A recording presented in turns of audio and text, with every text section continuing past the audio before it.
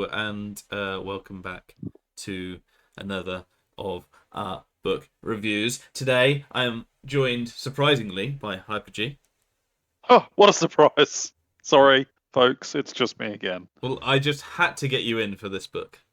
Oh, sure, yeah. I mean, who else would you want? I'm the Yeah, only one who has looked at this book in the whole of the UK in the last pretty, year. pretty sure. So, That's yeah, you in the actual, if you look at the logo, that's actually you as well, it is. sticking It out the is. tongue. So, Yeah. yeah, Mm, I'm Lucky Sixes. We are PTG, Proxy Table we are. Gaming, and this is one of our noob book reviews. Cue flashy intro bit there. Boom. Boom.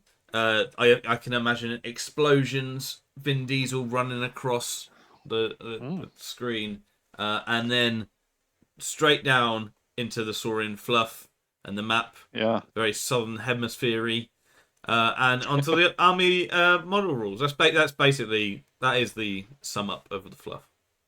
Yeah. That's great. I fully on board. Love it.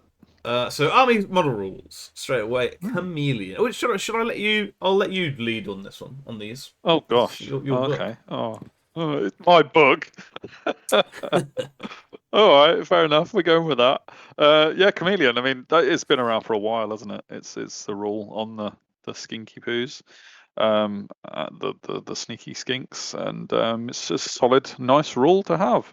Um, it's funny because like not a lot of people are playing Saurians in the UK at the moment, so I feel like it's been ages since I've seen chameleons, Mm. and usually it was only me playing them anyway.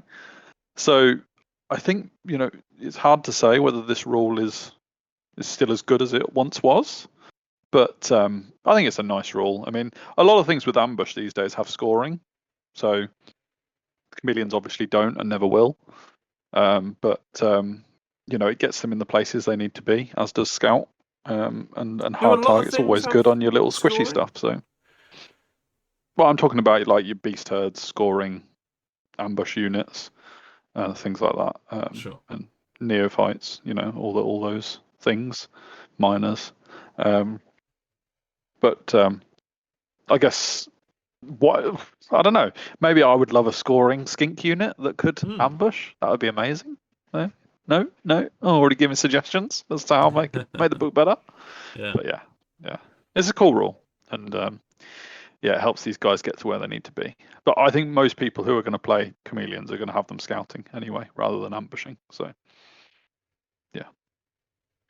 yeah, communal bond is always a nice little rule. It allows units to, you know, pass tests really, courage and command tests using discipline from other units within 8 inches. You basically just have your own little mini bubbles going around in your army. Mm. They're not the highest discipline army generally, but that is because generally, tests are going to be minimized. You'd Yeah. have to be a bit careful with it, you know, straying away from one another, and you have to spread out your high discipline units so that you've got the coverage.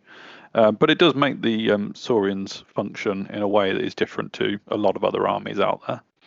And I think that's a good little uniqueness that they've got. It's certainly not a Yeah. weakness, and it's, you know, arguably it's not as much of a strength as it used to be because the discipline usually is capped at 8, which obviously isn't the highest in the world. But then there's the minimize factor. So yeah, but it's a nice little uniqueness to the book, and yeah, it's just nice enough. Yeah. Cool. Enclave Wizard.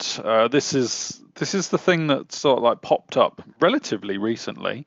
It's one of the most versatile apprentice wizards in the game, Hmm. really, Yeah. because they can take adept spells, spells 1 to 4 from their chosen path. Good access to the 3 different paths: druidism, evocation, and shamanism. The only thing with it is that you are an apprentice, so you don't get a channel. So, and you only get 1 spell, so don't get too excited by having access to those 1 to 4 spells because you only get one. Yeah. Um, and it tends to be a bit expensive on the model you put it on. I mean, when I've chosen it, I've kind of chosen it because I haven't got a lot of magic elsewhere, and just having some magic is better What than are the none, three maybe. options you get? Druidism, Evo, Shamanism. What are the three Well, it's spells? any of 12 spells because you can choose 1 to 4. Oh yeah, So goodness. there's loads of choices, really. Um, Yeah, yeah, very. and obviously you Yeah. can change for the hereditary as well if you want with Okay. one of them. So yeah, like I say, it's really versatile. And basically it's your option if you're not choosing one big wizard, usually, Yeah, or which all you the can do with conclaves. the book. Yeah. It was quite nice. Mm, yeah. Pack Hunter is your cavalry units mainly. And if you're part of a combined charge, then you can re-roll your failed charges, which is really nice. You do have to have both of those conditions applying. Yeah, rather than one. Um, yeah. No, it says if either or both. Sorry. Um, Oh, okay. I read the second one and then I was like, no, that's not true. So then I spotted the if either part of that sentence. Yeah, effectively, if something is already in combat, then you charge in, you help out your fellow Saurians. Cool. It's not on many units in the book, but it's very handy for the units Yeah, that's on it. bit similar to the Dread Elf one, right? Mm, yeah, exactly that. Scent of blood or whatever it was. Yeah. Yeah. The blowpipe is a quite unique weapon within the Saurians. I think only they have ever had it in all the history of wargaming. Very jungle warrior like, although Saurian fluff has kind of like lightly moved away from the whole jungle thing. Not completely, but Yeah. and blowpipes have always been quite iconic with their poisoned attacks. Quick to fire is finally on blowpipes. It wasn't for a long time. For a long time, I can't even remember when it changed really, but for a long time it was quicker to throw a javelin than it was to use a blowpipe, which I Blimey. always found quite amusing. Yeah. But now they've got quick to fire there. The only thing with blowpipes, of course, is that if you don't roll that 6 to hit on your poisoned attacks, then you're probably not doing anything because it is only strength 2. So you're Yeah. even wounding elves on 5s. I mean, that's not fun. That's it. And no AP either. No, I mean you do have to be quite mobile with these guys. Range of only 12 inches means you have to be in the right place to make them a benefit of it. But that's why you've got the scout on the chameleons and Yeah. other things available. So. Magnetic shortbow is a really cool weapon. I've really liked this inclusion in the book generally. There were back in the old days a lot of skink models with bows modelled, like the actual models of them, and people had them. Yeah, sure. And for a long time, you just couldn't take skink bows. But the magnetic shortbow was brought in Ninth Age, and that answered a lot of people's modelling issues. And I think they're really iconic. Like they've kind of like set out their own little niche in the book. I can't remember anyone else other than me ever playing them. But I think that might just be because I'm very UK based and I haven't seen Europe quite as much as Yeah, sure. or USA quite as much. But effectively, they are 18-inch range, +1 to hit towards metal armor, which is very prevalent in Ninth Age these days. So really, if you are shooting a target that hasn't got metal armor, then that's on you. And your AP is set to 1, which is quite cool because any AP shooting is Yeah. very nice. I mean, obviously you don't want to be going at your heavy targets, even if they have got metal armor. But there's plenty of like low armored targets that still have metal armor that AP is going to be really useful for. So Yeah, definitely. quite nice. Poison Javelin is another 12-inch ranged weapon. They're also quick to fire, like I say. Interestingly, it's got stand and shoot on it, but Yeah. as we'll see in the units it's on, this isn't going to be a massive thing Oh, with in your. poison, you could clip off the last wound of a big Yeah, beastie, yeah, or yeah, just try and true. do some more. So Yeah. I mean, the good thing about, well, one of the things that can catch people out is the strength is an AP a set as user. So if you can find a way sure. of boosting your strength, Yeah. then that's quite a nice little thing to have.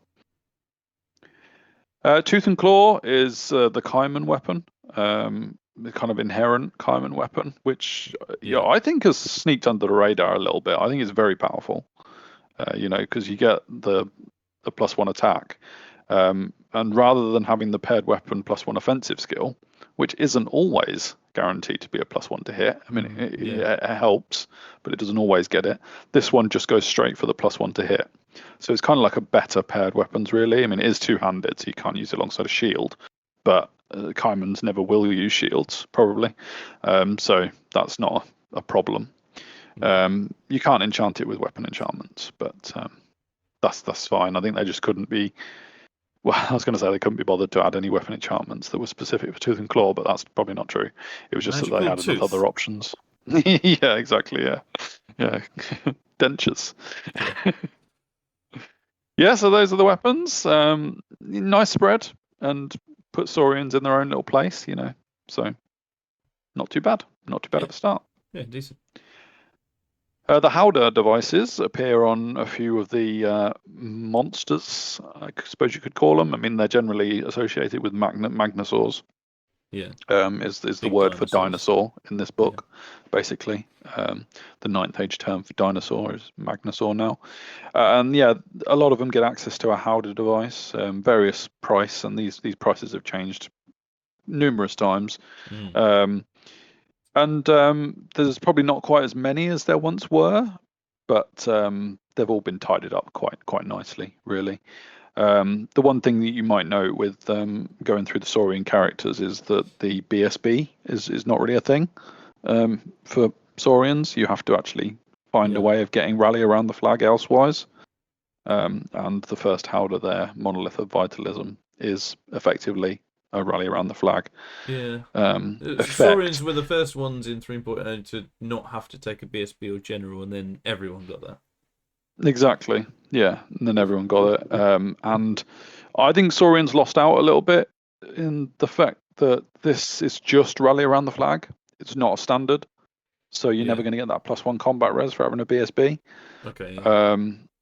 Arguably, you're only paying 50 points for it, whereas a lot of armies are now paying like 70, 80 points for their BSB.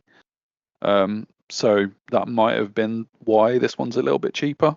Mm. But the fact that it's in the form of a Howdah device has its own, I wouldn't Limitations. say issues, but challenges with making it a bit of a different army to play with.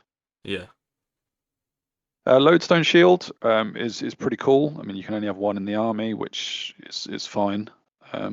Actually, what's the difference between legendary and extraordinary? That is just because surely you can't have more than one monolith of vitalism. It's a term that they've replaced all the numbers 0 to 1 and things on, and I haven't Yeah. learned it yet. So No, I if someone just could do go with in what a new recruit brief, tells me. yeah, if someone could do a brief outline of what each one is in the, I'm Yeah. sure it's in the, or tell us the page. That'd be great. Yeah, because we still haven't figured it out.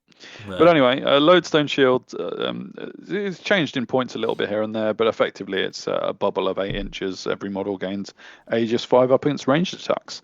I Yeah, really decent. like this, and I always have. Yeah. I've used it many, many times. I don't think I've ever passed a 5 up save to ranged attacks, but that's just me.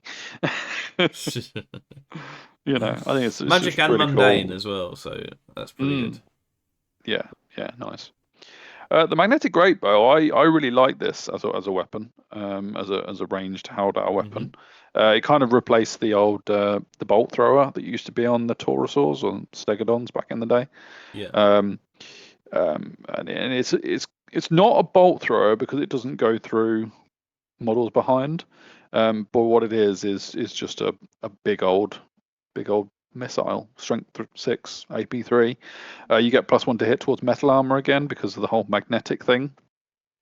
I'm not sure why Saurians decided to get magnetic, Yeah, but get we won't worry about that magnetic. too much. Some sort of like like you get the pins and do a compass in water. Yeah, Maybe something to do with that. They've got must be. primitive yet technical Yeah, devices. stars aligned kind of thing. Yeah. Yeah, I mean, 18 inches, you're not really going to get a lot in the book that's more than 18 inches, range or otherwise. Yeah, you're not a medium to long range sort of army, are you? No. Even if you want to shoot something, you've got to get up close and personal to it. Yeah. Which presents its own difficulties. The good thing about this particular magnetic great bow, the aim 4+, like you see that 4+, and you think, well, I'm not going to hit most of the time, but then you do have accurate march and shoot and quick to fire thrown in as well, and that Yeah, it's +1 to only hit cover, against metal isn't it? armor. So Yeah. exactly, it's only Yeah, cover that that is you're good. bothered by. So So yeah, it's quite nice. I mean, And these Haldar you're on. devices might make more sense when we see them on the models you can get them on, Yeah, but I yeah. guess with something like that, it's you're not often not gonna try and hit something with metal armor. So Oh, really, it's a absolutely. 3+ unless there's cover. Yeah, yeah. And if there's cover, then again, should be trying to find something else. Yeah. Yeah.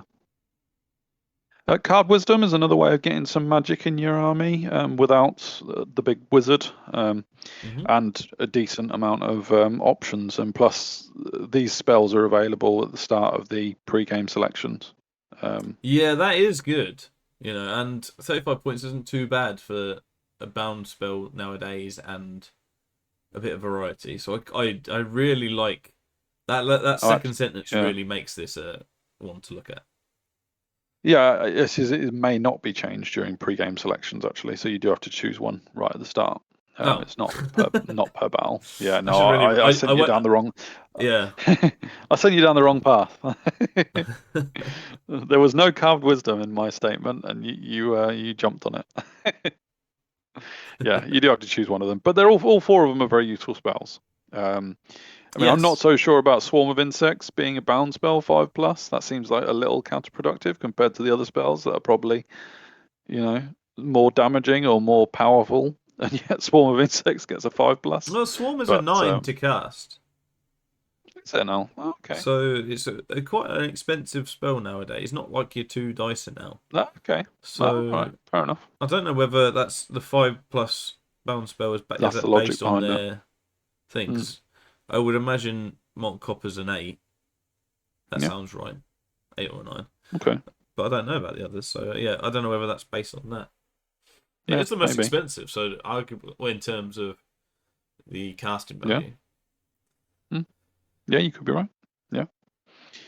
Yeah. But I mean, this spell just basically fills in the gaps in whatever other magic you take. And it Yeah, allows you to have an extra option of doing a damage spell, which is yeah, quite cool. The Suncatcher Crystal is the cheapest one at 20 points. You just gain an extra model part, 2 attacks, strength 6, AP 3, not bad. Obviously, hitting is always going to be the tough part, and you're as slow as every other Magnusaur. Flaming attacks is something as well, so either be careful or rejoice at what you're attacking. yeah, But strength 6 AP 3 is always nice, so yeah, definitely. yeah, pretty cool. Yeah, nice. So Moving moving into on to the magic magic items. items. Yeah, Mm. Glory of the Dawn Age. I mean, this one's changed a lot, and it's got a lot cheaper because they've stripped stuff out of it, basically. It's a weapon, light lance or spear, so it's on either on your cavalry or on your on foot model now.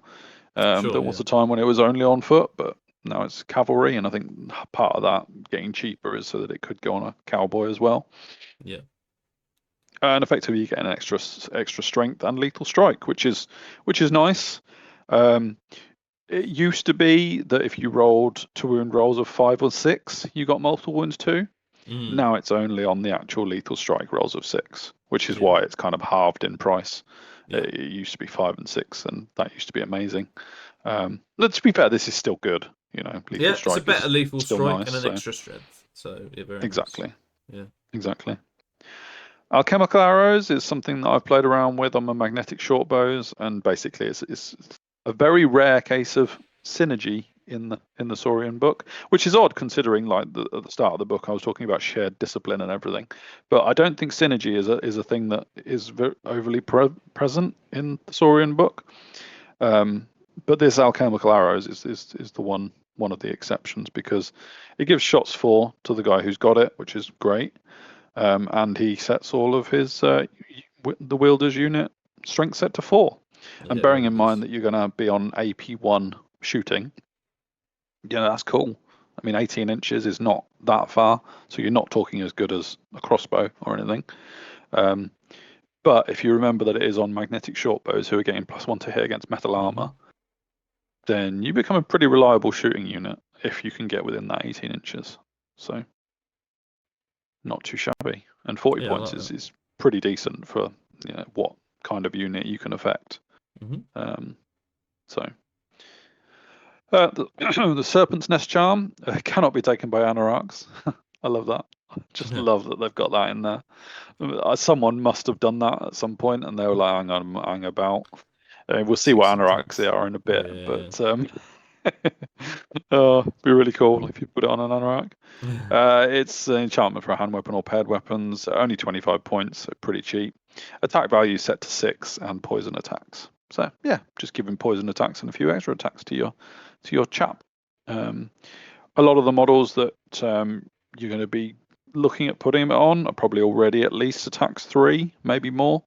So that's why it's cheap, because you're not getting that many additional attacks. Yeah, you don't really Although, want it on a paired weapon, do you? Really? no, because your attack value is set to 6, Yeah. unless you need that extra offensive skill, obviously. But yeah. Armor enchantment, vital essence, only one in that category. It's just really cost effective. Regen 4 up is nice, and +1 HP. Yeah, You can't HP's take it on your interesting. big boys, but on foot or on cavalry is Yeah, nice. that's cool. Decently priced, because it's quite often you get to 4+ on your special save. Quite rare, I should say. You have to really try hard to get there, but don't be a try hard. The banner enchantments, Koru Stone. This is another instance of how they get access to their BSB effect. Rally around the flag, 50 points. Can't be taken by units in core, which I guess is fair enough. But again, it's not a BSB. I mean, you're getting it as part of your standard, so you don't get the +1 combat res. Yeah. For a BSB. And yeah, maybe it's cheaper than 70 points because of that. But just be careful when you're counting up your combat res, because you feel like you've got your BSB, Yeah, that's a and you haven't. You're always going to be one down on the combat res to other armies. So I personally would rather it was 70 points and count these as a BSB and just be done with it. But because that can catch you out, and you guarantee that if you correct yourself and then roll your break test, you are going to fail it by 1. by 1. Yeah. So yeah, always. The obelisk of collaboration is quite cool. Stick it on your standards, and you gain Pack Hunter, which allows you to reroll your failed cool. charges or combine charge into units already in combat. So I like that. really nice. Yeah. It's pretty cheap. The only thing with this that I've found is if you put the units that you want it on already have Pack Hunter inherently, Okay. so you don't need to put it on them. And if you put it on anyone else, then you're probably not going to have that much movement or charge range. You're going to be charging an infantry block. And obviously there's always limitations with that. But at the same time, if you can help your unit charge and it's not very high charging, then for 25 points it might be worthwhile. What does it? You sacrifice taking any other magical standards. So. It gives you maximize. What's Pack Hunter do? No, Pack Hunter reroll failed charge rolls. Reroll fail. Yeah, I mean, if you need a 6 and there's 2 chances of rolling it. Yeah, or you definitely need that 4 to get in. That's huge, I think. Really. Like if you have a big infantry unit. Yeah, true. But I think the thing is, you just can't take any other standard if you're taking this one. Yeah. So, but that's the same with any standard, I guess. Moving over into the artifacts, the ancient plaque for 70 points cannot be taken by models with Veil Mastery or Eternal Mastery. We'll see what those are in a bit. But this is basically the first time each magic phase that the bearer fails a casting roll for a learn spell. You may reroll all magic dice for this casting roll, provided no other friendly wizard has made a casting roll this phase. Yeah, so make this the first spell of the game, basically, of the phase. Just to stop yourself getting caught out, we want to make you the only wizard as well. Yeah, probably. Yeah. I mean, maybe you could argue that it gives you the opportunity to roll less dice on your first spell and try and spam it a little bit. Makes a 6 because you can or a re-roll 7 it if you a fail little it. bit more reliable, doesn't it? Yeah. The only thing, of course, is that it's 70 points, and you're only using it 6 times at most in a battle. Mm-hmm. And there's no guarantee that your re-roll is any better than your first time. So you've got to play it a bit tactically. For 70 points, it's quite expensive, but yeah, it's a bit of a fail-safe item, I think. Yeah. Imbued Jade is 70 points as well. Seems to be the go-to price.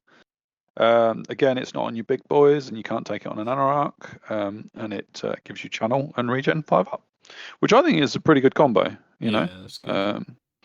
So if you are taking those non-wizard armies, a boost to your channel and a bit of defense at the same time, all rolled into one, is quite a nice item. I quite like this one. Starfall Lodestone is hard target 1 and immune to flaming attacks. Nice. I think if you are taking a character on a big beastie, then get that for cannon protection. Immune is pretty cool. You don't see that around all the time. No, and yeah, if your opponent's lining up their war machines against your big beastie, then check it out. I mean, I very much wish in Art of War that my Alpha Carnosaur had got a Starfall Lodestone. But someone didn't pick me in the army list, did they? So, no, you know. Absolutely Don't need to pick that list. Carved Tablet is very much the same as Carved Wisdom, that we've already discussed on the previous page. Interestingly, it is 10 points more expensive when you take it as an artifact. I suppose it's because artifacts are a bit more accessible than hardware devices. Yeah. But same effect. So, okay. Yeah, I guess really if you're going to take it as an artifact, then ask yourself, have you got a big Magnusaur that could have just taken a Haldar and saved you 10 points?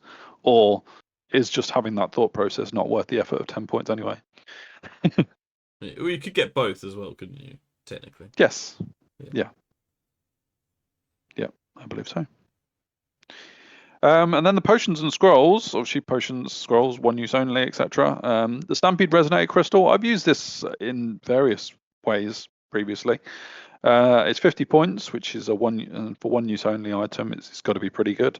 Activate at the start of any charge phase. Choose one friendly unit containing models with height 45 within 18 inches.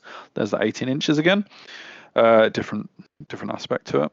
The chosen unit loses stomp attack and gains impact hits, X hits, where X is equal to the amount of hits from its stomp attack. If a model already had impact hits, increase the number of hits by its amount of stomp attacks instead. This is really cool. It's kind of been around for a while now. Just basically, if you are not entirely sure that your big beastie is going to survive to stomp, then just change it into your impact hits, especially if you know you're going to charge. So yeah, there's an element of risk that you're putting on a unit that's going to charge and then you fail your charge, but just hopefully make sure that your unit's going to charge. And yeah, this is a way to make sure your dinosaurs hit hard, and it doesn't. And if you can kill your opponent before they strike, then you're not going to have to worry about not having stomp attacks because they're going to be dead. So it's a nice little exchange. Doesn't make you any more powerful. It just changes the order of what you're doing when you're doing your damage. So yeah. And then again, I've used this item. Most of these items I have used, so I have given them a go. You can't argue that. The Teopori Smokestone, only 10 points. Maybe activated when a friendly unit fails a break test after any rerolls. Enemy units within 18 inches of the bearer have their charge range, pursuit distance, and overrun distance minimized. Duration 1 phase. Gives you a chance of getting away if it's all gone Pete Tong. And yeah, you got 10 points spare from that Carved Wisdom that you traded earlier. And stick it on. It's cool. It's funny. I mean, it could be argued it could be a bit of a nope moment. Because I mean, I have been quite vocal about that as we've gone through these army books that nope things aren't ideal in a game. Sure. But you could argue this is a nope thing, like as in, yes, I've just beaten your unit. I'm going to run you down. Nope. Yeah. But it's not a guarantee. It's only a 10 point. It just makes it harder. Putting the smoke screen up. I get it. I quite like it. Quite topical. As a nope thing, I think it's quite a good one. That type of thing is all right.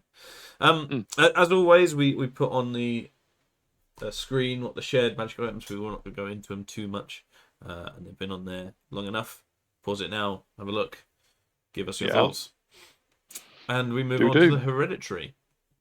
Yeah, this one's been through the ringer. It's changed a lot, a lot over the years. It's now, I mean, I actually genuinely miss the spark of creation, which used to be a magic missile. I think that was Yeah. always a really cool thing for Saurians to have. Now they've changed it, another 18-inch range thing, keeps popping up that 18 inches. 8 plus to cast, augment, replicable. Target gains regen 6 up and regen +1 to a maximum of 3 plus. There's a few units, as you'll see throughout the book, that have got access to regen. So giving them, Yeah. So 3+ is pretty +1 good. Yeah. to a 3 plus is nice. You won't really find anything in the book that's better than 5 up to start. So I think the 3 plus thing is kind of towards those characters that got it on like the Vital Essence and whatnot. And if you have Um, multiple with this, yeah, because it's yeah, replicable, so you don't suffer the yeah, -3. exactly. Yeah, it's all right as a spell, you know, Solid. um, Yeah. solid, exactly. Yeah, we tend to skip through the army organization because they're very much similar kind of approaches with a lot of the armies, limiting your shooting, that sort of thing. Yep. And Straight on to yeah, the Anorak the Archmage. Anorak, and don't forget, there's plenty of items he can't take. Yeah, This is one of the most comical stat lines that you're going to get in the it whole of is. the Yeah. game in Ninth Age, really. Um, what I previously said about lack of discipline in the army, this guy used to be your high discipline general. Yeah. In forgive the phrasing, in the old world, he used to be the general. Now they've changed it to kind of like the little, almost like a mascot figure, Yeah. who just goes along with the army casting magic. So he's only discipline 5 now. So you have to get your discipline, your generalship From from somewhere other else. models. Yeah. Um, he is pretty much just a caster. So yeah, like I say, weird stats. So HP, he's got 4 HP, defensive 1, res 4, so he can take a bit of a hit, but he's going to get hit easily. 0 armor. He has got regen 5 up, which is something. And then attacks 1, offensive 1, strength 1, AP 0, agility 1. Yeah. You're not going to write home in combat with this guy, He's not going but to do he's not anything meant apart to. from magic. Yeah. No, no, exactly. As with all the models, he comes with communal bond, so I'm probably not going to say that for every single model. But the thing is, he's the wizard master, and he has access to alchemy, divination, druidism, and evocation, which Yep. is all decent paths to have access to. Yeah. Um, and yeah, the things that he can choose, the arcane mastery and the telepathic mastery, um, are quite unique. I mean, they're a little bit like what the highborn things or the vampire Honors or things. vampire Yeah, things, all or those yeah, things. there's lots of things Yeah, like that around. yeah. And some of them are pretty powerful, like Veil Mastery, for example, gaining Mm-hmm. Channel 2 when you're already a Wizard Master. That's pretty awesome. You go from Channel 2 to Channel 4 just by taking that. Yeah, and there's no Um, reason why you couldn't combine that with other items as well. exactly. Yeah, So you could yeah. have that. So you That can really get access to a lot of channel in yeah, in this army if you want yeah, to, like the jade imbued jade or whatever it was. Just with those 2 items alone, you can get to Channel 5. yeah, Which is quite cool. Forbidden Mastery, it gives you access to occultism and pyromancy, and 2 spells with them, so you can be a real huge caster. hmm. You do get a -1 modifier with it, which obviously when you're paying 85 points for it, you kind of like, ugh, that -1 casting, is that going to be an issue? Yeah. Um, but if you want more versatility in the spells you're casting, yeah, you haven't only got to put points into it. Interesting. Eternal Mastery, this is like modifiers to casting spells just disappeared overnight, really. But Hmm. Eternal Mastery for 70 points, you get +1 modifier. It's expensive when you think of the ways that Yeah, it casting is. modifiers have changed over the years. But is a +1 modifier enough to take a dice away from a spell? I never think it is. So I No. think that's a bit expensive for what it Yeah, is. it But is. yeah. And Far-Seeing Mastery for 40 points, you gain an extra 6-inch range, Well, or spells gain considering +3 everything's inches range. 18, that's fantastic. Yeah, but although funnily enough, the magic is not so much always 18. um, it depends on what spells you're taking. Yeah, you But could. I could if see you, like. Well, I suppose he's a master, isn't he? So yeah, yeah, interesting. That's really And good. if you I do, like it. I like it in the things that I can get. So high elves have a version of it, and it's very expensive. So I yeah, like it. I think vampires have a version of that as well. yeah, I think really the range for this kind of item is more of a horizontal range as opposed to a distance range. Like, because you're boosting your augment spells as well. But Yeah. yeah, and then in the telepathic masteries, you've got mystifying mastery, allows you to re-roll your first failed dispelling roll. I've never taken that. It's been in the book since forever, and I just think don't fail your dispel rolls. But Fair enough. yeah, I guess the one time, do you really want to risk rolling less dice on your dispel dice because you've got this? I don't know. I don't get it. I don't get it. I'd just rather not fail my dispel It's rolls. each one, which is good. But yeah, Mm, yeah. be interested. Maddening mastery. Interested to like look at the magic dice numbers that you often get, and Mm, like see what you're gonna have. Maybe four dice more or less, I yeah. guess, from the dispelling point of view. So how do you? Yeah, interesting. Yeah. Maddening mastery is horror and musician. Stunt, not bad, not bad at all. If you have got a big beefy unit that you want to boost up a bit, because we'll see musicians and stuff. Yeah. Invasive mastery is once per friendly magic phase, model may choose a learned spell that was successfully cast by an enemy wizard in the previous magic phase. The model knows the chosen spell. This is a cool item. That's I really cool. love Yeah. this. I really love this. Like if your opponent has a spell that you don't have the path to, and you can just grab it and say, "I'll have that one next time." Yeah. The issue is you go against an opponent who has no magic, and you've paid 25 points for nothing. That's But only 25 how often points, does though, that isn't it? Yeah. happen? Like if you Yeah, get hard target against warriors, that's you know. exactly. Yeah, So yeah. yeah, I quite like that actually. But you do does want you to go second though, so that hmm you don't miss out hmm on a turn. Exactly. Yeah, yeah, definitely true. And then Guiding Mastery, a cheap one for 20 points at the start of each friendly player turn. The model may choose a friendly unit entirely with Magnasaur within 12 inches. Unit must re-roll failed charge range rolls, duration one phase. This is a bit of your synergy in the fact that if you use it Mm. alongside your Stampede Resonator Crystal, then you can guarantee that charge with the impact hits. Or similarly, if you don't want to fail your tests from that pack hunter, then you can stick it on. I mean, this will only affect Magnasaurs, so don't you be careful who you're putting it on, and Yeah, who you're so expecting it to not work things with. with mounted. But yeah, no, So those will have Magnasaur. To be fair, so oh right, okay. yeah, It says yeah, entirely with. Does that matter? yeah. Okay, cool. I'm just looking actually. Yeah, I mean, I don't know if you could do it on Raptor Riders. I'm just looking at the Raptor Riders profile that we're seeing later. Because I mean, yeah, what does that entirely mean? Because yeah, the Riders haven't got Magnasaur, but the Raptors have That entirely to with me yeah. So suggests I that they're not entirely Magnuson. exactly yeah. I would say so too. I mean, I'm But just thinking back, and I've only ever used this on a Taurosaur. So yeah, well that's it. It's yeah, whether or not it's used. So yeah, in the comments, please.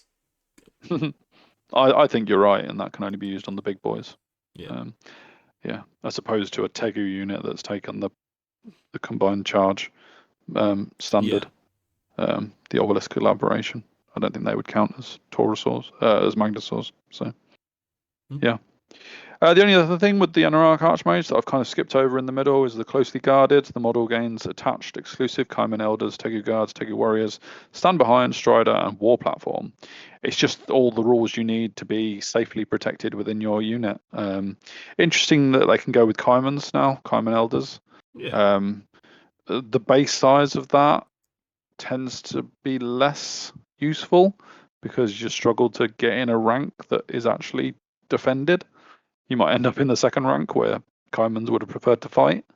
Um, but yeah, it's nice versatility, and having Strider and all that a lot, you can just slot into your unit and be yeah. a magic platform, which is nice. Yeah, cool. There you go. Quite a mouthful of rules, but this guy is your iconic frog caster. And there is, in if the you want book. even more iconic and traditional, go to the legendary beasts, or what they legendary characters. Legendary characters. Yeah, exactly. On the downloads page.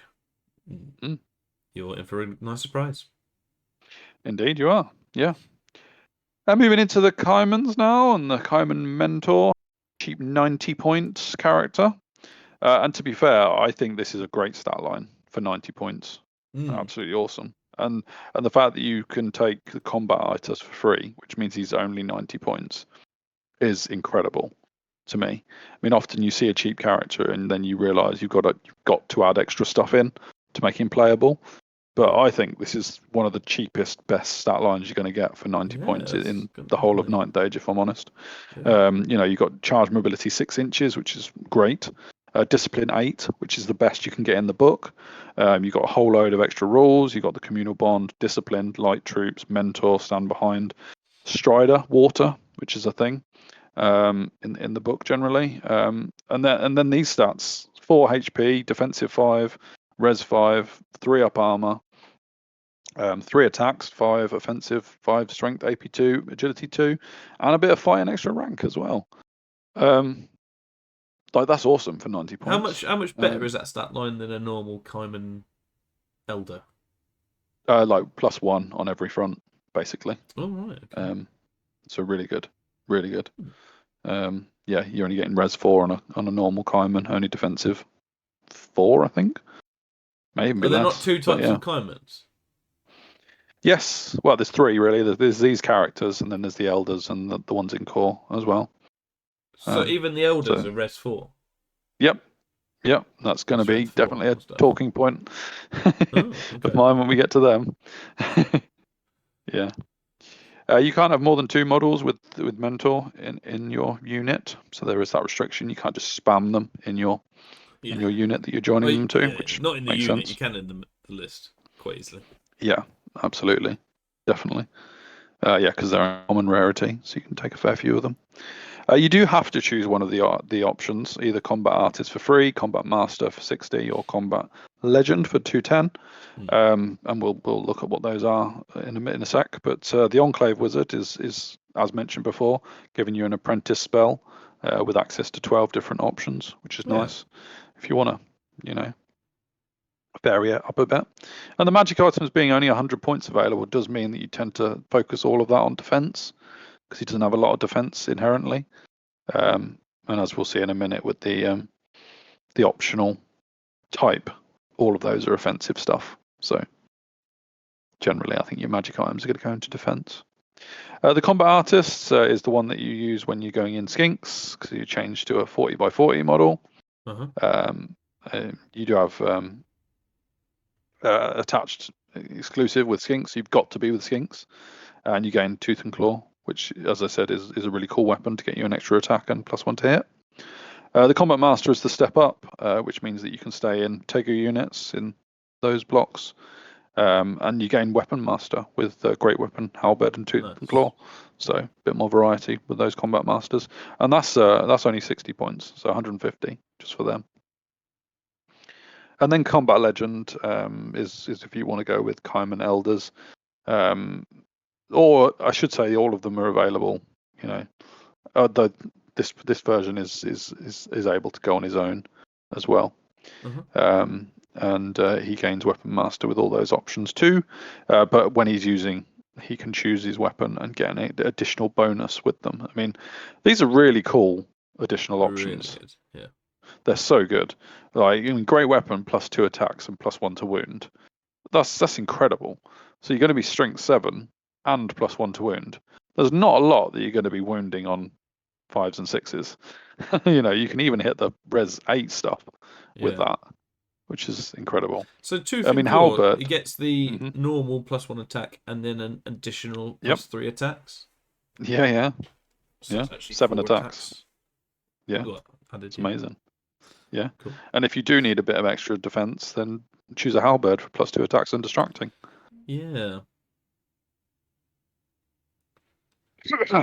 great weapon and +1 to wound, making him strength 7 with +1 to wound is actually pretty good for Yeah, like a bit anti the big stuff, like yeah, tanks, yeah. X Not your Clan, super whatever. duper res, but against res 6, you're going to be wounding on 2s. Well, no, but It's against awesome. Res 8, you're wounding on 4s, right? Yeah, yeah, yeah, yeah. So it is good against them. That's the things it's good Yeah. Oh, against. absolutely. Yeah, it's good Yeah, against everything. I mean, it's overkill against most things. yeah, yeah. Because Cool. you're plus, you're 5 offensive, you decent chance of hitting as well. Hmm. I think these guys are great, and I did play 2 at Art of War, so Yeah, really sweet. enjoyed them. Tegu Veteran, moving on to him. Pretty cheap, 160 points for a decent stat line. 5s in most areas again. Yeah. um, 5 infantry attacks wise, is so good. he's only 5 attacks is very nice. I mean, Tegu Saurians, they always used to have 2 attacks, one with their weapon and one with their tail or Yeah. teeth. So most of these units will have an extra attack to normal, but that's a thing. Discipline 8 again as your highest option available, and he can be an Enclave Wizard with the same effects as the previous Kaiman.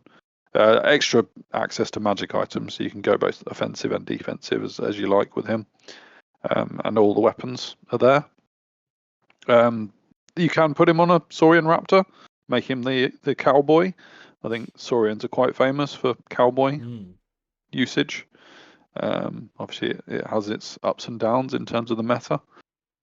Or you can stick him on an Alpha Carnosaur, which I've done quite recently Well, to without any magic, various success. yeah, yeah. Without any magic items, your Raptor can get you 1-up armor with Res 5. It's pretty good. Exactly. Yeah. Yeah, So definitely.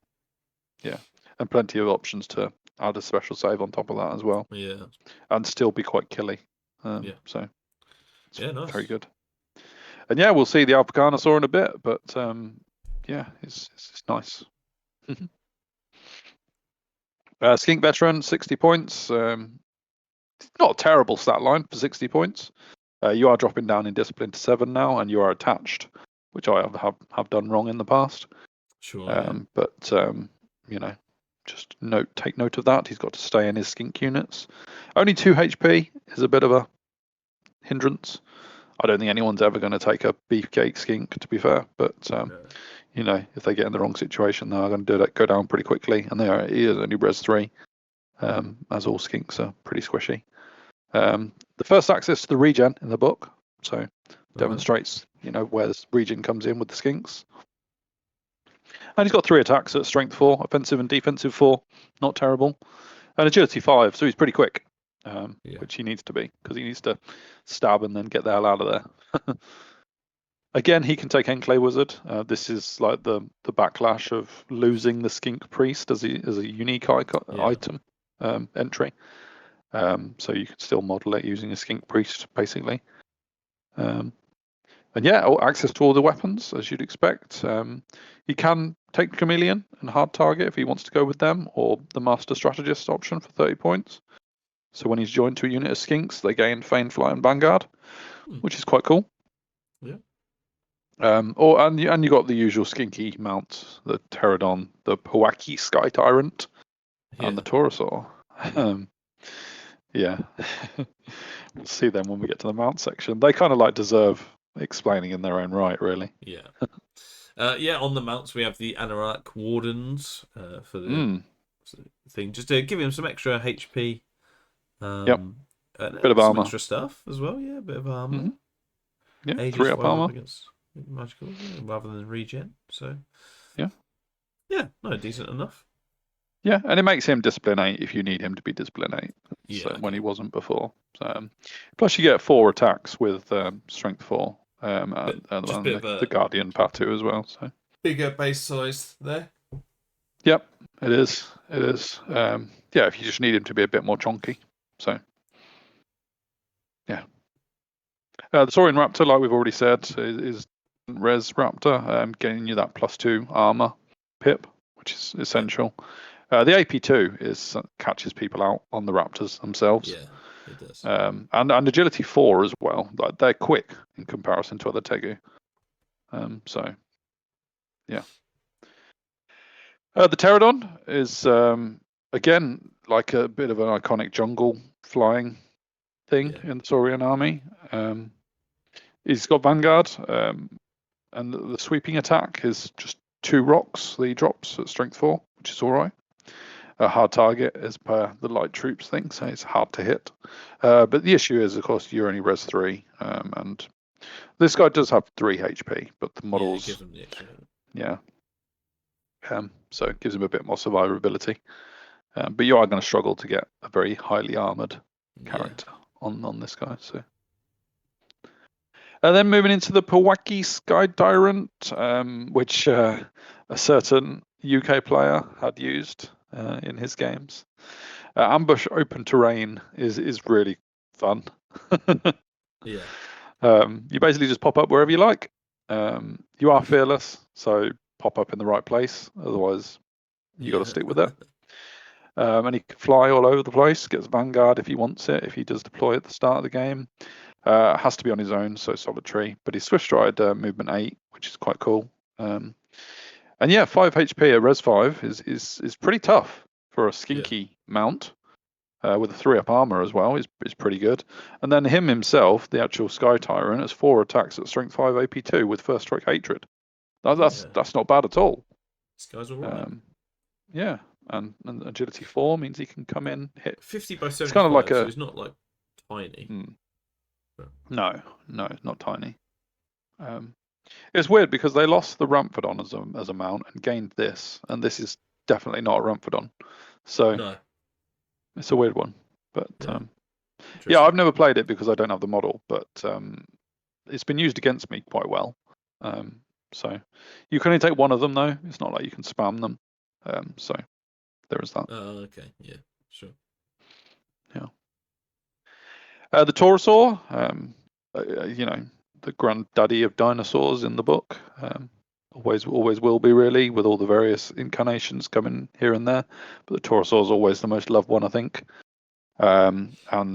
Movement to charging 6, movement 5, bit slow unless he's running, basically. Has to be on their own and causes terror. Gets Swift Stride included, that's nice. And the 7 HP is part of all the monsters gaining an extra HP at a certain iteration. But res 6 and 3-up armor is decent, especially when you've got the 7 HP, so he's not going to go down easily. And then 4 Skink Riders on top with poison javelins. They used to have Light Lance, I think, at one point, but not anymore because they're too high up on the big dinosaur. Yeah. But 4 attacks when you're only offensive skill 3 is a little bit tricky to work with. I mean, you are strength 6 AP3, but yeah, you can use the Resonator Crystal on him, can't you? Yeah, Which would mean he has 2d6 stop hits that can become impact hits. Yeah, I mean, actually, I'm looking at this and wondering if that same logic applied because he's got skinks on top, as does a normal Taurosaur. So does that count as entirely with Magnosaur? True. Okay, so something to look So we're into. really limiting what it can be used on. I think most of these dinosaurs have skinks on top. So, yeah, okay, interesting. And we'll see. If we're wrong about that entirely, I've definitely used it on a Taurosaur before. Alpha Carnosaur is definitely a Magnosaur, though. Yeah, although you can't take him solo, so he would have a Tegu riding on top. True. Arguably, yeah. Well, it's only we've that confused model ourselves part with this. Resonator Crystal, right? Yeah, because you're using the mount's movement, aren't you? So yeah, maybe you can use it on all of them, and we're just confusing ourselves. Yeah, perhaps. Yeah. So yeah, the Alpha Carnosaur has 8-inch charge, which is nice, and mobility 7. He's fearless, so again, get him in the right place. And frenzy is a problem. If you do manage to get that combat off, then be prepared to have to spend a turn turning him around again, which we've talked about in a few books.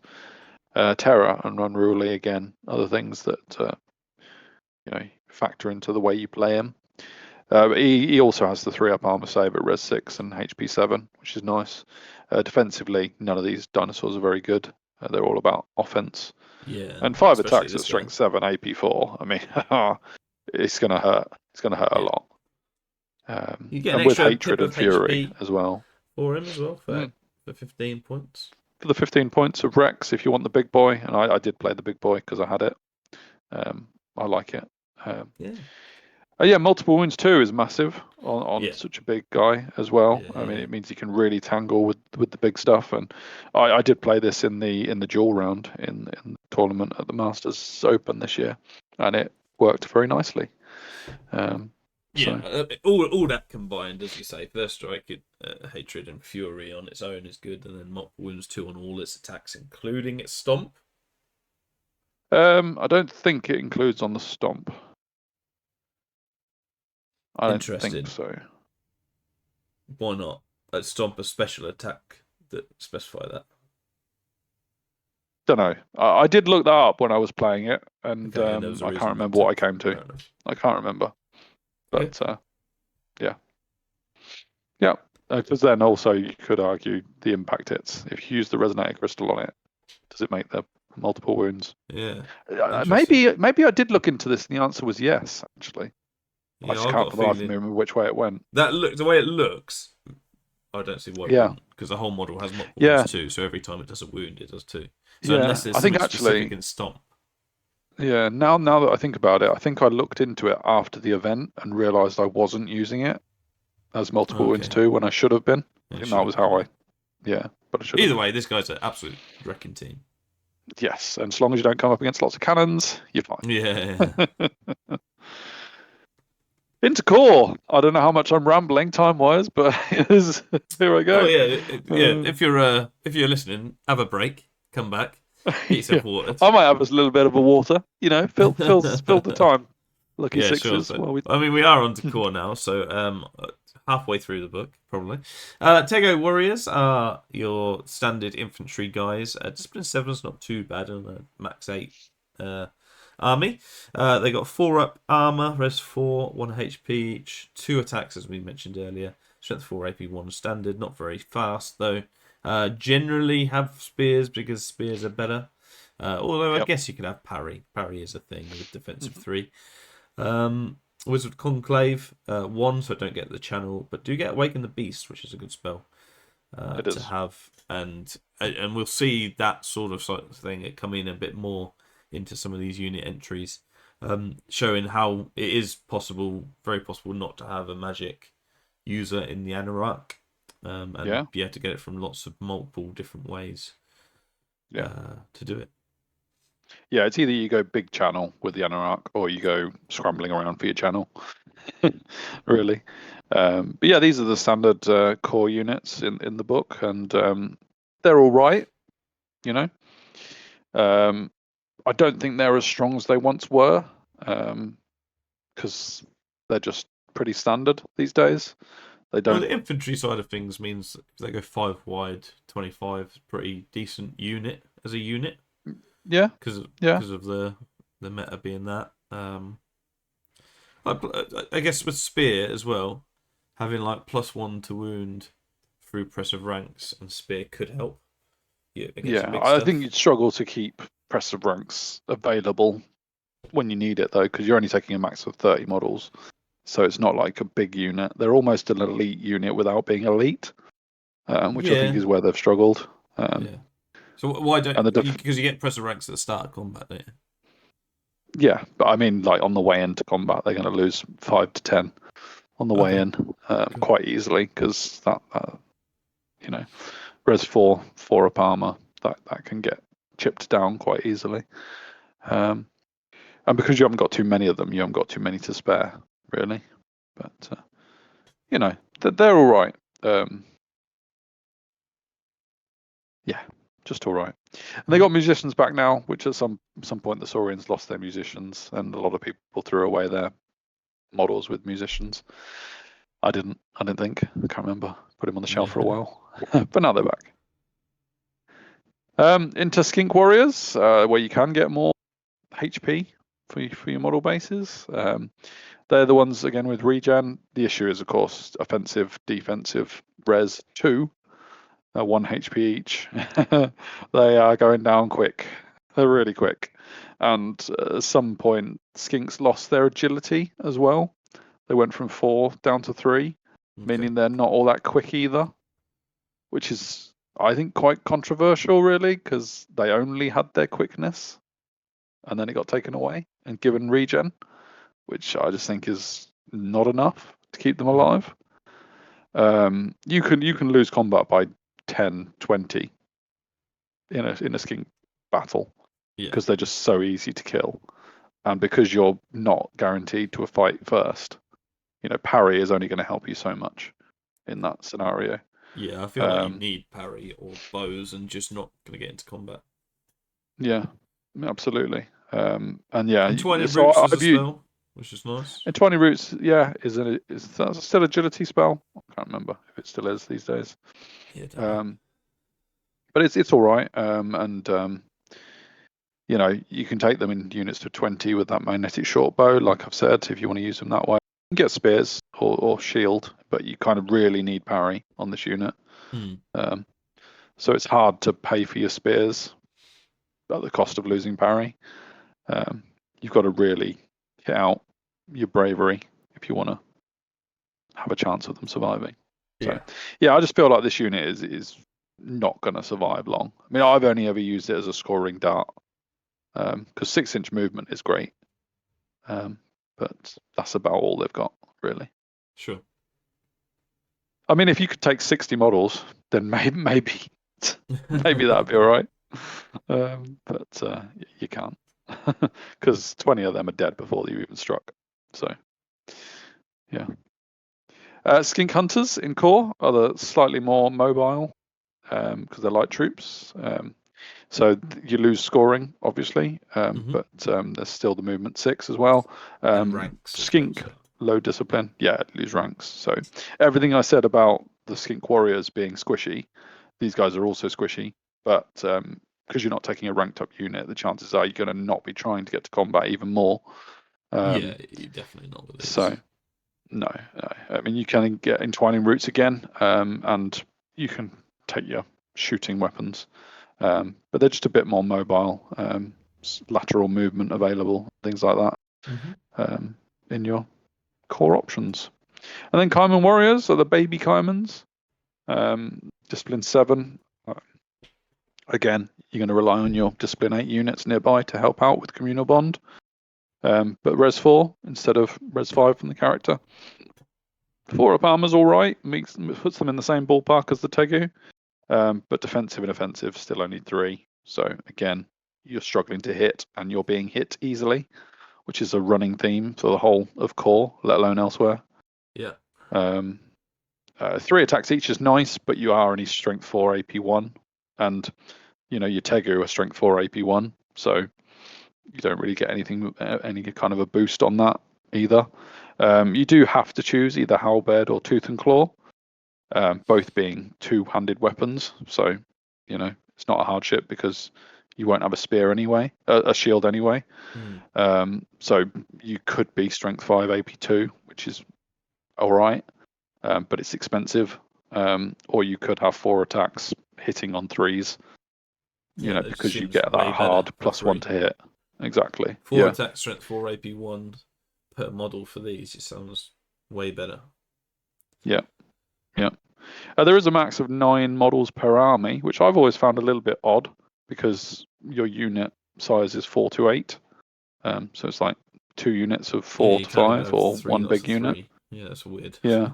It's an odd one. I don't really get it, really. But I don't think these guys are, other than a scoring dart again, I just don't see them being competitive.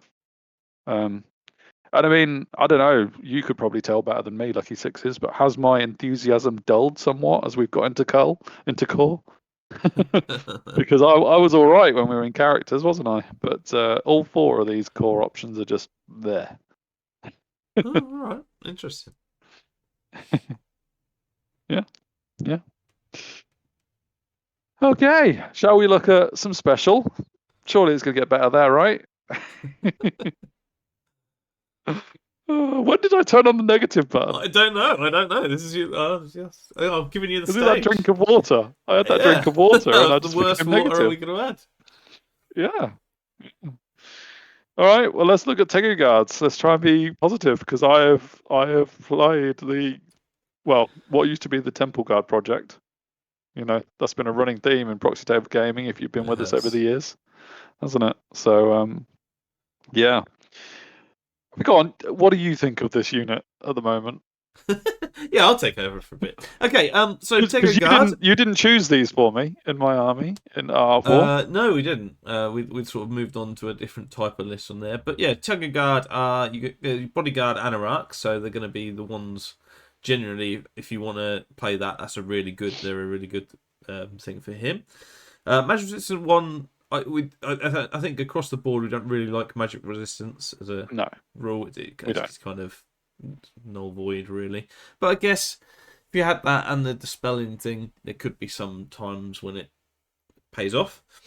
Yep. Fearless, so be careful where you're going with these guys. Guardian Plateau means you're going to get +1 strength, +1 AP, and agility 0 with your weapons. So you are 2 attacks, strength 5, AP 2, agility 0. Yeah, with a But you shield, so keep you're 3 up parry. armor. Yes, which You is keep parry. the big thing. Parry is pretty massive for Saurians across the board because they don't have the best defensive, so it does make a difference a lot of the time, I think. Yeah, yeah. I So mean, these especially guys are with these defensive guys, 4, so parry isn't as useful.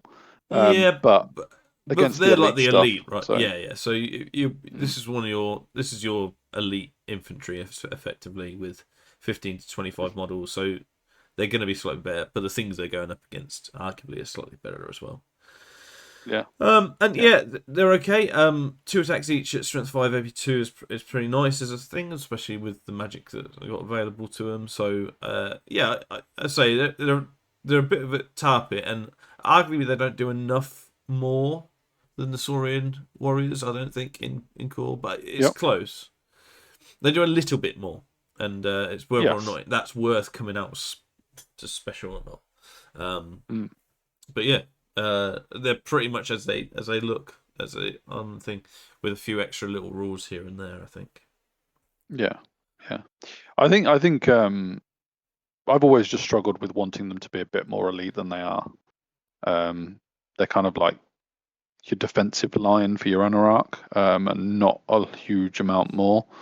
I mean, I don't know anyone who really would be against these guys and be terrified of fighting them. No, they're not going to win you the battle. I don't think a lot of the time. They No, might be a bit of a frustration. Like they are a much better target at defense, parry, and because they've got parry over the warriors, they're going to be armor 3 up. yeah, Res 4 is always good. I don't underestimate Res 4 as a thing for small arms fire and things.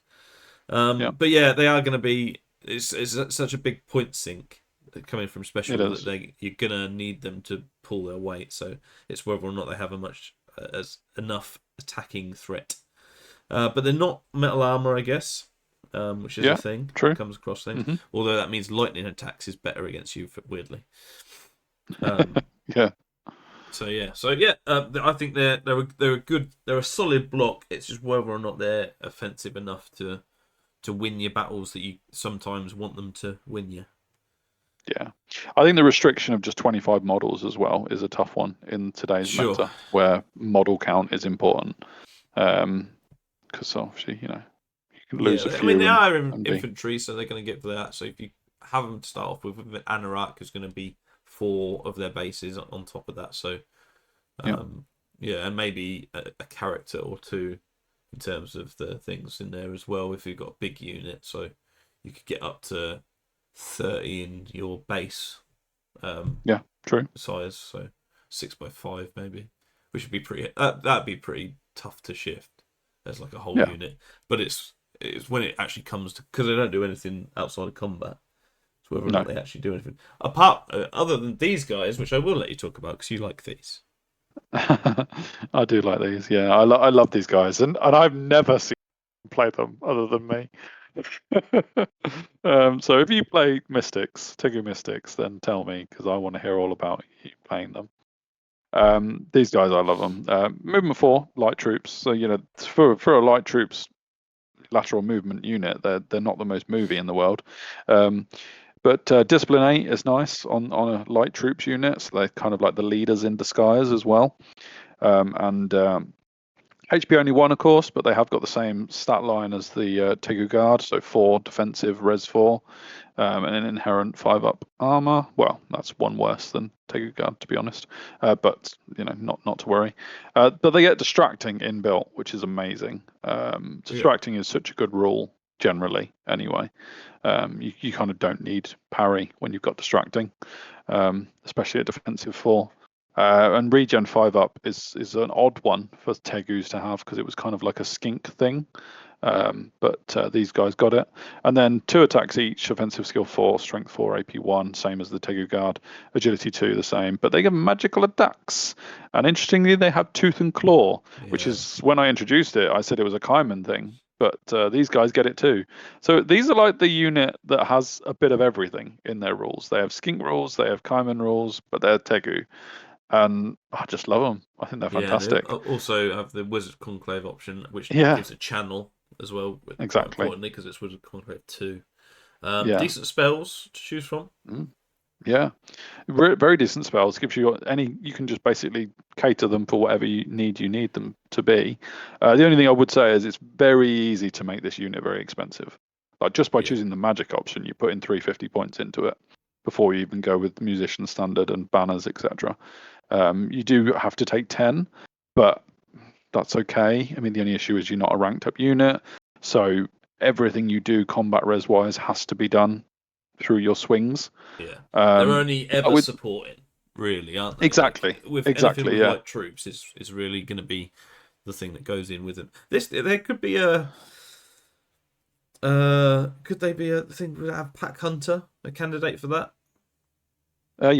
Yeah, they can have Pack Hunter through the banner. Yeah, the Obeliskal collaboration. Yeah, absolutely. I mean, they're not quick like every infantry unit, but what I really love about this unit, though, what sometimes surprises people, is 2 attacks each, but Tooth and Claw makes it 3 attacks each. Yeah. And then when you add in that there's 10 of them, your unit of 10 is coming out with 20 attacks, 15 in the front rank. That's so cool. That's so cool. Yeah. And there may as well be a legendary character who actually might go quite well with these guys. I can't remember exactly what the details are, but I think there was a legendary character that improved regen. Even if you did, go check out our video and check out the things on there to go through it. Yeah, absolutely. But these are quite a nice one. They don't have ranks and they're not scoring, so you need. They are a supplement. But they are a nice supplement for sure. Yeah, absolutely. Yeah, I love them. There you go, positivity. Yeah, there you go. Raptor Pack. These are the ones that mess with your opponent's game plan, don't they, Lucky Sixes? I think I got only if you actually ambush them. I think I did. I think I passed that test. Yeah, these are your Raptors without the riders, so they are Magnosaurs. Movement 7, which is quite cool. Discipline 6 means you've got to babysit them somewhat. They have their Pack Hunter for that effect. Swift Rider and Unruly. We're going back to the defensive 3, which is fine on a Raptor. But they've got the Raptor stats, so they're Res 4, 8 armor, 5 up, and Strength 4, AP 2 for the extra armor, and a high agility as well, agility 4. With 2 attacks each, so they're decent models. Height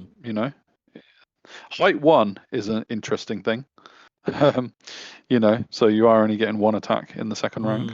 I'm not sure if that's changed recently or not, actually, because you can take 6 to 15 of them as well, so you can either go heavy numbers or not. If you don't take the 2 upgrades, then you can actually take them as core. Obviously, they're never going to be scoring, so with a pinch of salt, what you can achieve with them. You can be ambushing from a table edge, which, as Lucky Sixes says, is what you should do.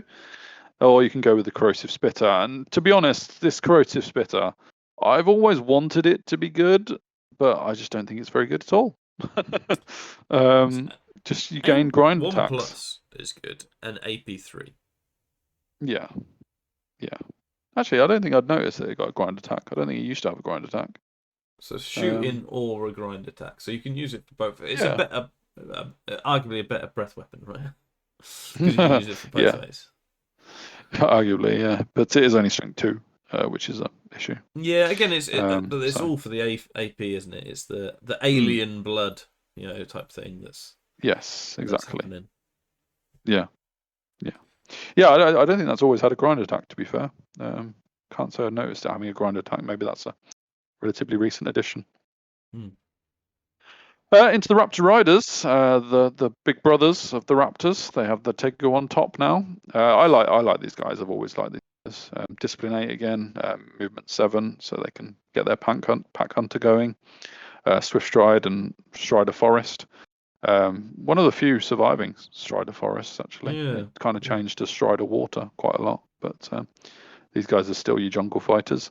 They maintain the Tegu Guard profile with the defensive 4, offensive 4, and res 4, strength 4, AP1. Nice. 2-up armor is cool, so they are heavy cavalry. Definitely counting yeah. towards With that. halberds as well. Yeah, they don't have to worry about shields at all. They're Yeah. just halberds and 2-up armor, which has always been a bit of a tricky one for them to negotiate. I mean, all my models are modeled with shields, so wow Mm. in that sense. I just pretend they've just not forgotten it on the profile. But yeah, yeah, we've seen the Raptor profile, we've seen a Tegu Guard profile. These are just the ones on Raptors and carrying Yeah. halberds. I So think I'd like the extra model to be a little bit less. I'm sure, like the thing with points in Night Phage is tough to like criticize because they go through so yeah, much of a thing. But I would, mm, they're one of the ones with so many attacks on the rider and the raptor. They do. You don't often see that. You often see one or the other. yeah, yeah, 3 attacks on one and one on the other, or the other mm, way around. Not you don't often have 2 on 2. So when they yeah. have height 2 and there's supporting attacks, you do have to choose.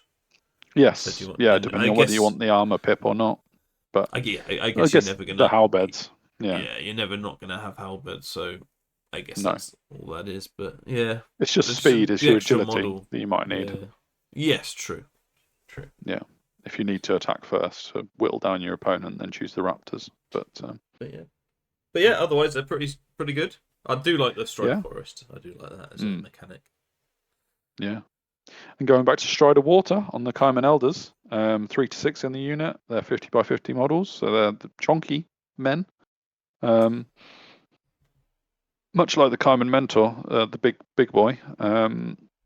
These are disciplined with Discipline 8, which is nice, so they can be your leaders again in their communal bond bubbles. Back to movement 6, like the Kaimans and the Skinks. HP4 is interesting, Yeah. and they've got the defensive 4, offensive 4 profile. They kept the res of the core Kaimans rather than Yeah. 5 from the character Kaimans. And that to me is where their real sticking point is. And I don't think HP4 makes up for it, if I'm honest. Because you've only got 6 models in a unit max. So you're still fairly squishy. Like Res 4, 4-up armor, that's the same as a standard core Tegu. Yeah. So the extra HP doesn't keep you alive that long. But yeah, the 3 attacks per model, offensive 4, strength 5, AP2, and obviously being weapon master with great weapon and tooth and claw means that you can be strength 7, AP4 if you need to be, or you can be 4 attacks hitting on 3s or maybe better with tooth and claw, which is all right. And Yeah. you can put Kaiman Wizard Conclave on for a channel here. Yeah. Um, I think you've got to decent go. enough spells, but If you've got these, I think you've got to go quite big on having a couple of the other dudes, in there, yeah, just to bulk yeah, the bulk them up a bit. mentors. Yeah, so Hmm. that people are attacking them as opposed to your guys, Yeah, and it just yeah, makes them that bit better. 3 attacks each, of support and attacks pretty good. Yeah, I guess you. yeah, How wide is a 4 wide unit? That's pretty wide, isn't it? yeah, yeah. It is. But, yeah. Yeah, yeah. for me, I've just always struggled to get past the Res 4, you know. Yeah. So yeah, an odd stat for that type of unit, yeah, for sure. for an army that's got access to Res 4 so easily, these guys just, I think, needed to be Res 5. Make them Yeah. real beefcakes. But again, arguably, then do you have to make the character Res 6? I don't think so. But No, I yeah, don't think you did. Yeah. yeah. I agree with that. The Thyroscooters herd. I have tried these guys a lot, really, as in their various options. Movement 5 means that they can comfortably enough go with skinks without slowing them down too much. And communal bond discipline 6 isn't going to help too many people. Fearless, so you have to be careful with them, and stubborn, which is something to keep in your back pocket if you get them in trouble. They do have swift stride themselves, which they're quicker than they've ever been, really. And HP 4, Res 5. Here's the Res 5, but these are actually dinosaurs. They're 2-up armor. They're the Ankylosaurus version, Yes. if that's the way you say it. They've got skinks on top, so again, are they affected by the Magnosaur only argument? I don't think you're using it on these anyway. But you do have a crush attack on the Thyroscootus himself, because let's face it, his 3 attacks, offensive skill 2, strength 4, AP 1, are not all that groundbreaking. So it's all about the crush attack, really. Yeah. Yeah, and you can take a Haldar, the first example of a Haldar device being available. Seems like a long time ago since we were talking about those. Yeah. Or you can be a great protector. Or you could be both, to be fair. Yeah, if you do choose the Great Protector, then you can gain exclusive Tegu Warriors and War Platform, but you do lose Stubborn, so you don't transfer Stubborn over to your unit. You can give them parry, obviously, with that, and that's where the defensive, and so that makes them nearly as defensive as the thing. So Tegu Guard. You almost want the opposite, don't you, for these guys? Yeah. So you can be spears with your Tegu Warriors and parry at the same time, which is a lot better. The only issue is that you're going to be taking up 15 models with this guy in it as a war platform, and that seriously I'd like to restricts your offensive skill. So yeah, I'd like to have this on the Tegu, not Tegu Guard. Warriors, the Tegu Guard. I think if that was if that second one was exclusive Tegu Guard and did that, and then you have we can go ultra protective, or that unit that you want to do a bit more poison attacks and hatred. I think that's what I'd want to see as it. If I was a SA player, I think because it'd be a big investment, right?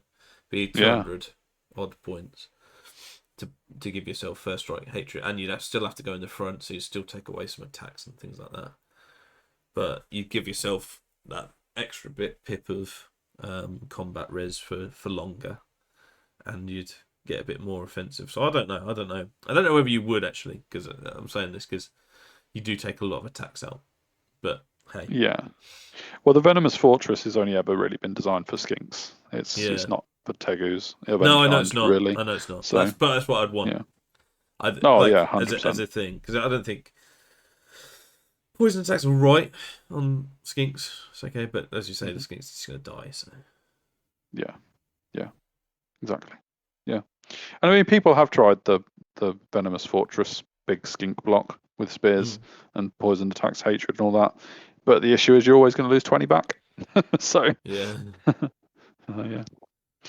You can take them in units of 3 or 2, 1, 2, 3s as a shooting platform for that magnetic bow, which is cool. I've tried that and I like it. But again, it comes in very expensive the moment you start taking more of them. And it's quite a lot of shooting tax in the army organization as well. Yeah. So keep that in mind. He can be like your BSB as well. So because of those Haldar options. Moving into the Ramphadon Riders, I've tried these a lot, usually badly, but they are your movement 8, swift stride, frenzy, fly, light troops. They can get all over the place. They are fearless, so don't get them in the wrong place. You got your hard target, regen 6 up and shield, so meaning you're a 4 up armor. You're only res 3 and you only got 2 HP, so if you do get attacked, you're going to go down quite quickly. that 4-up armor is not going to last you long, and the regen 6-up is similarly is not going to be enough to keep you alive. You do have a skink rider on top with a light lance, but only strength 4 AP1 isn't going to do too much even on the charge. And you've got skink defensive stats, of course. The offensive is what it's all about with this guy, these guys, and you can take units of 3 to 6 and your height 3. So 3 attacks, offensive skill 3, strength 4, AP1. That doesn't sound too great in itself, but you are agility 4, which means you're quick, and then you get all the extra stuff. So fury, hatred, and lethal strike, and that's what it's all about with these guys. You're re-rolling your hits, and you're trying to get furies, trying to roll your 6s to get extra attacks, and lethal strike is nice to bypass the armor. Funny they can take musicians, but I suppose that's the evolving what musicians do in the game. It is, yeah. But yeah, again, I think they're your support piece. Yeah, I was trying to think that's the only issue, is that you got so many doing the same role. Yeah, too many supporters, not enough frontliners, really. Yeah. Moving into the swarms, they are your standard swarms with a bit of afflict, -2 offensive. AP1, that's cool. Yeah, AP1 poison attacks. If you can just roll 6s, then you're laughing. You've got distracting on them, so with 5 HP you can stick around for a little bit longer, maybe. And regen, so if you can boost your regen through the hereditary spell, then maybe you can make this unit stick around a little bit. It is unstable, so you've got to factor that in as well. Yeah, and fearless is a It's problem, been around before, isn't it? This type of unit where if you could get a dedicated magic phase to up their AP and up their maybe re-rolls, if you had some sort of re-rolls available. I'm not sure if you do, maybe through the occultism or witchcraft. Do you have Evo as an option? Yeah, you have Evo. You don't have witchcraft. Okay. Witchcraft won't be anywhere in sight, I don't think. Yeah. Oh yeah, it was pyro and occultism, wasn't it? So yeah, I don't know. Maybe there's some sort of dedicated magic phase that could make a couple of units of these pretty scary, but yeah. Yeah. The skink gorillas are basically the chameleons, or half of the chameleons. You don't have to choose the chameleon as an option. You can just choose skink gorillas as vanguard. You can take 8 to 15 of them, and they're your standard skink profile with very little defense, but they do come with hard target and regen to give them something against small arms fire. They can take magnetic short bows and get a pip of extra hit. They can hit on a 3. I think the core units were hitting on a 4. Can't really remember now. And you can put blowpipes on them if you want these guys to poison your enemy in the rear. So that's 3+ for the magnetic short bow, or 2+ against metal armor. Yes, correct. Oh, that's pretty good. Yeah, it is. It is. You're right. Yeah. Yeah, I'll just check the core ones are 4+. So these guys are better at shooting those weapons. Yeah. Definitely. Yeah. Yeah, I think they're really useful light troops, war machine hunter, late game chaff if you've kept them alive long enough. Yeah. Yeah. They're just, skink army is going to struggle with discipline massively. Yeah, it's probably struggling with the objectives as well a little bit. Exactly. Yeah. Yeah. Moving into weapon beasts, I find these guys quite fun. They're like the best breath weapon in the game. Yes. Because it's does not have one use only, so you can use it once per turn. Hey! Yes. Yeah. And that's opponent's turn as well as your turn, so 12 times in a battle. Please tell me if you've managed to use a salamander's breath weapon 12 times in a battle. That would be incredible. But going back to their profile, you can take 2 to 4 in the unit, communal bond, discipline 6, unruly and swift stride, so they're movement 6 like a skink, 3 HP, res 4, which is pretty decent, and a 4-up armor, again decent enough. 3 attacks at strength 5 AP2 is where's that strength 5 come from? Yeah. All of a sudden we've got a strength 5 model without a great weapon. Yeah, It's an interesting one, and like I say, you can choose between salamander and spearback. Spearbacks are a little bit more expensive. There's a reason for that.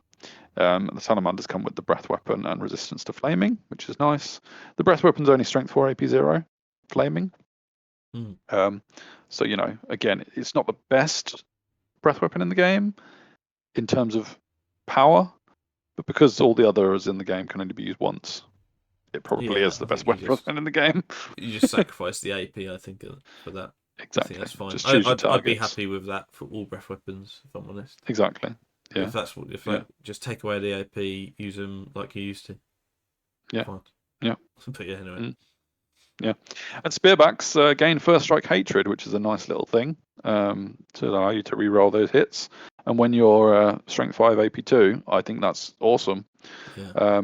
And then on top of that, you've got shoot spikes, which is a 3+ hitting weapon. It is quick to fire, so you can move around. You haven't got accurate or anything, so there are modifiers involved. But it's a 12-inch range weapon, 4 shots per model, strength 5 AP2. Love it. I think they're so good. You can only take 4 models in your army of the spearbacks, or you can take 2 salamanders. But if you put them in a 2x2, can you shoot all your shots? Yeah. Mm-hmm.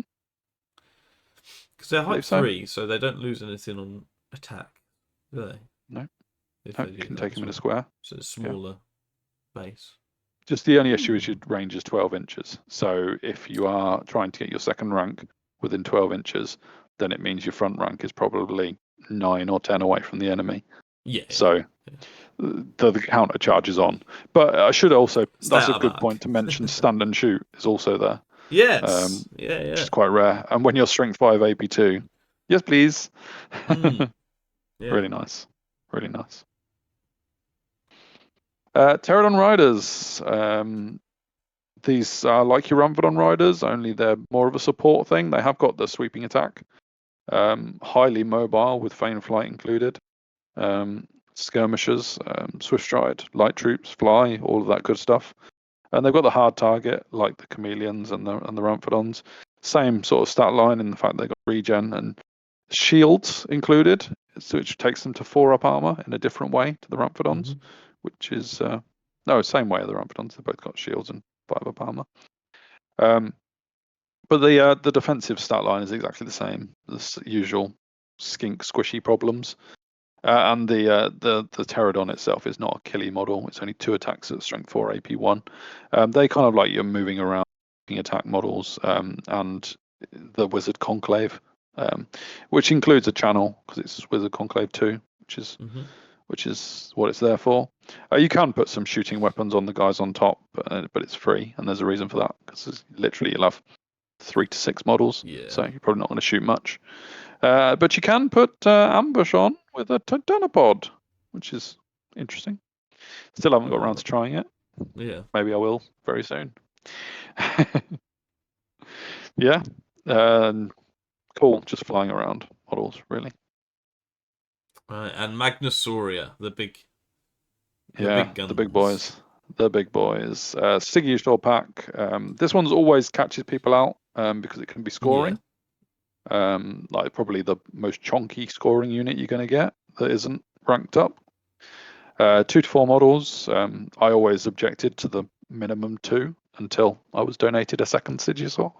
Thank you, Jim Arvor, for doing that. The movement 7 with Swift Stride, which is quite nice. They've got Pack Hunter on them, so the second instant inherent Pack Hunters as well as the Raptor Riders. 4 HP each is not huge, but they are Reg 5, and they're 3 up armor like a Magnusaur. I always find it so funny with this type of thing with a shield. Like I find it funny on chariots really in terms of like what you call it when you're like in the moment, whatever. But like the fact that you got like this big immersion. That's it.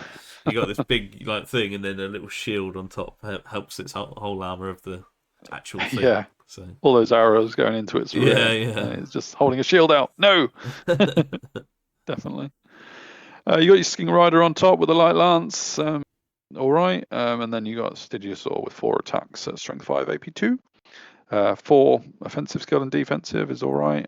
Agility 3, so pretty quick for a Saurian. But you got the first strike hatred and poison attacks on these guys, and a bit of stompage with D3 hits as well. And you can then get access to that Wizard Conclave, which so many Wizard Conclave options if you don't take the Anarach. So, and I do think with the amount of, I mean, this is scoring, so this is your first instance that actually would do that. That might pip it to how much you include them as a thing, but yeah, another example where this one might be one of the things that does a lot of the stuff with its magic and its scoring, and actually with the fighting is not too bad for what is actually on top, especially with Light Lance on the Skinks as well. If you can get some, there's only one per Stygiosaur though, isn't it? So. Yep, there is. And Stomp as well. Yeah, I quite like these actually, and I think as you say, there's not many things that are this size that are scoring, so it's not very intuitive to think that they would be, even though they are. So it might catch people out no matter how many times you say it. Yeah, I do. And I have caught people out with them accidentally, despite saying throughout the battle they're scoring. Yeah. Like when you go for breakthrough as an objective, and suddenly you're counting your Stygiosaurs in their deployment zone. Like, it's very easy to forget that they're scoring. Yeah. So, I mean, they're pretty cheap as well, 150 points per, I think, and 135 after that. But 4 HP is a factor here.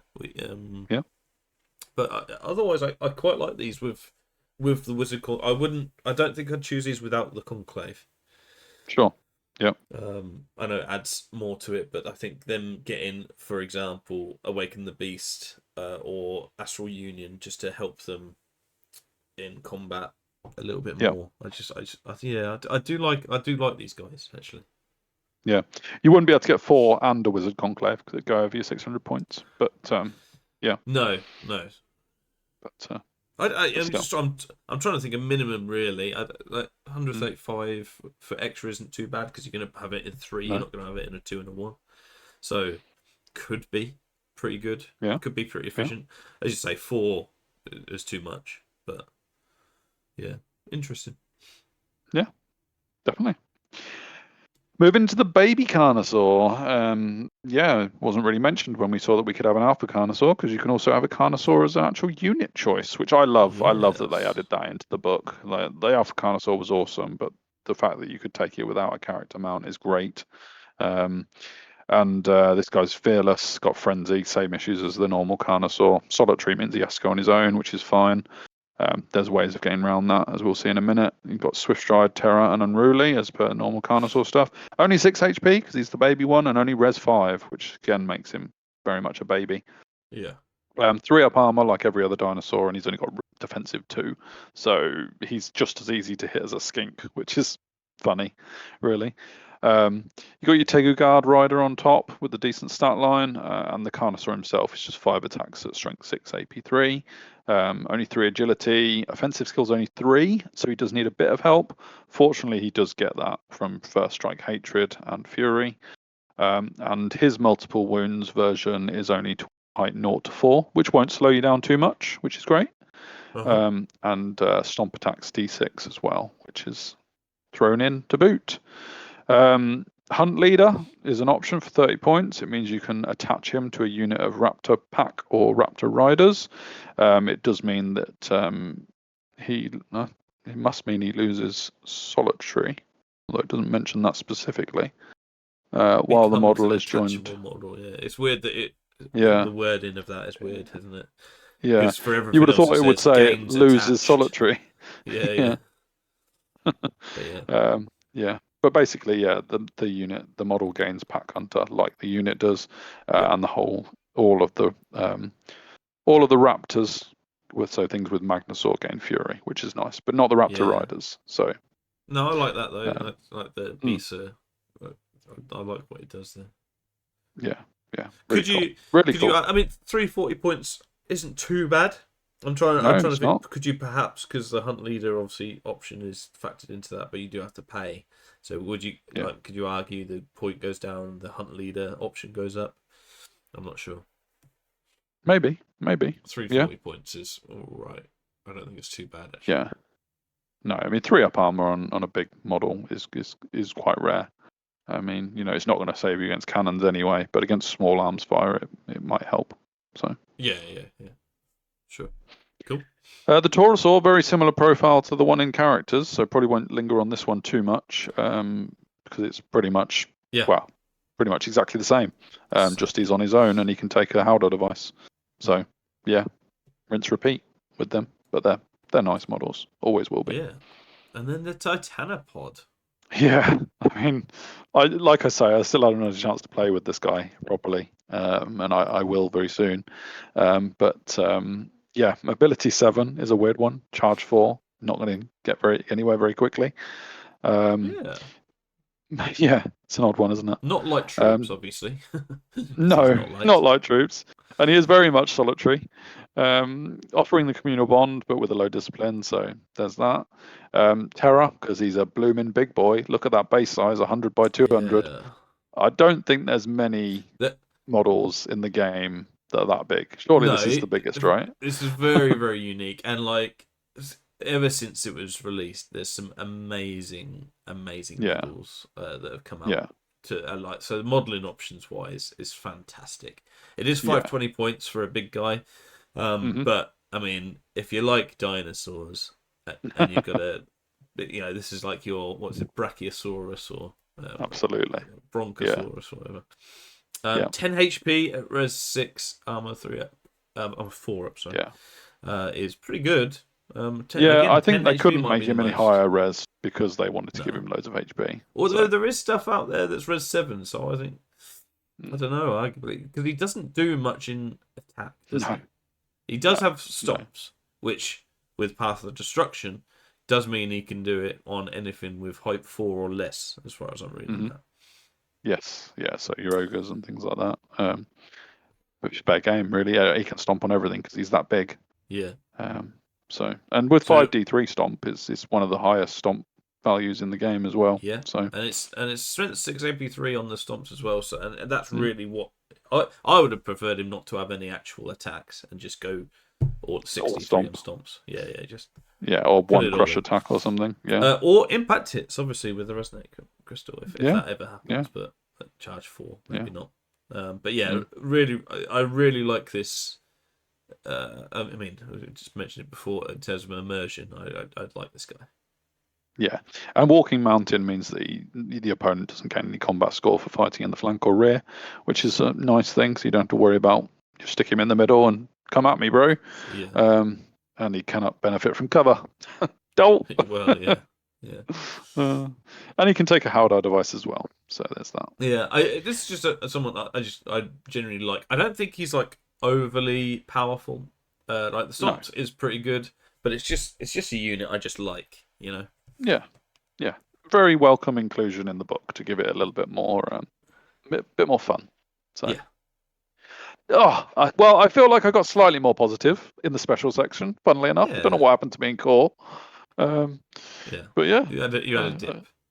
I had a dip. But I mean, I will always go back to loving Saurians every 6 months. I need to play Saurians because they are my army. I love them to bits. I don't feel like they've ever been competitive enough to hit the tie tables. But yeah, I mean, maybe I'm just living in the wrong country for them to be competitive because no one plays them in the UK.